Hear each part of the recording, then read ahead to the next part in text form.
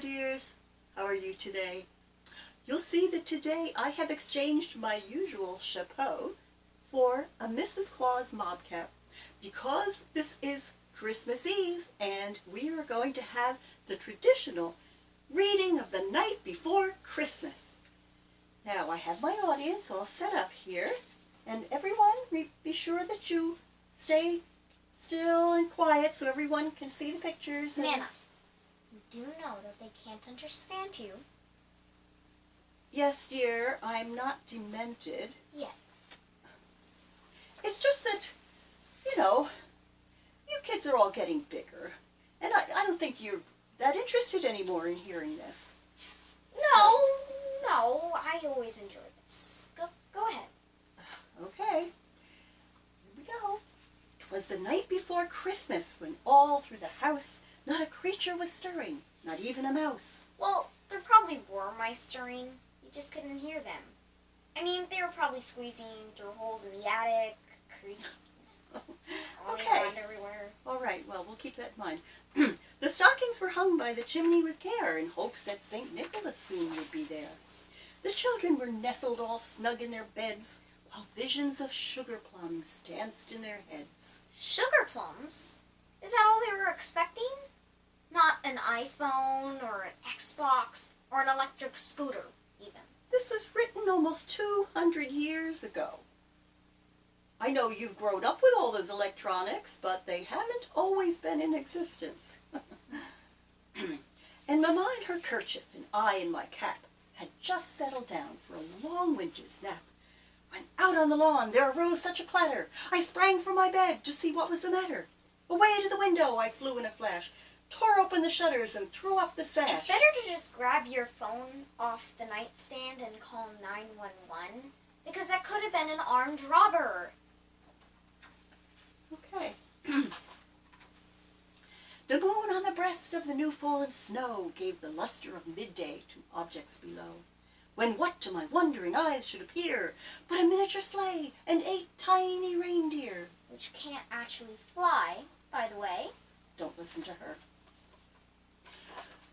When, with a little old driver so lively and quick, I knew in a moment it must be St. Nick. More rapid than eagles his coursers they came, and he whistled and shouted and called them by name. Now Dasher, now Dancer, now Prancer and Vixen, on Comet, on Cupid, on Donder and Blitzen, to the top of the porch, to the top of the wall, now dash away, dash away, dash away all. He was very dramatic. As dry leaves that before the wild hurricane fly, when they meet with an obstacle, mount to the sky. I'll never understand that part. Well, I had a little trouble with it myself.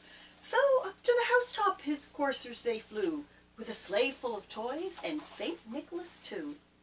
And then in a twinkling I heard on the roof the prancing and pawing of each little hoof. Robber! As I drew in my head and was turning around, down the chimney St. Nicholas came with a bound. He was dressed all in fur from his head to his foot, and his clothes were all tarnished with ashes and soot. Now that's odd, because right then it sounds like the dad is still at the bedroom window, seeing Santa, but Santa has to go down the chimney in the living room to get the presents under the tree. So why didn't you just say so? Okay, well, bit of a flaw there. Okay, a bundle of toys he had flung on his back, and he looked like a peddler just opening his pack. His eyes, how they twinkled, his dimples, how merry. His cheeks were like roses, his nose like a cherry. His droll little mouth was drawn up like a bow, and the beard on his chin was as white as the snow. The stump of a pipe he held tight in his teeth, and the smoke it encircled his head like a wreath. Wait, so he leaves second-hand smoke in every house that he goes? The poor children with asthma. He had a broad face and a little round belly that shook when he laughed like a bowl full of jelly. He was chubby and plump, a right jolly old elf, and I laughed when I saw him in spite of myself. Now that's body shaming, if I ever heard of it.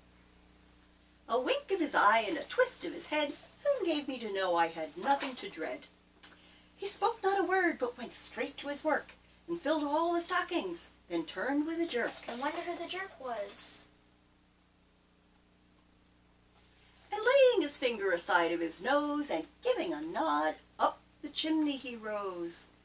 He sprang to his sleigh, to his team gave a whistle, and away they all flew like the down of a thistle. Now that's a bad analogy, because thistle blows light and softly with the wind, but Santa would have to go into hyperdrive to get to all the children one night. Well, maybe he does this these days. But I heard him exclaim ere he drove out of sight, Merry Christmas to all, and to all a good night.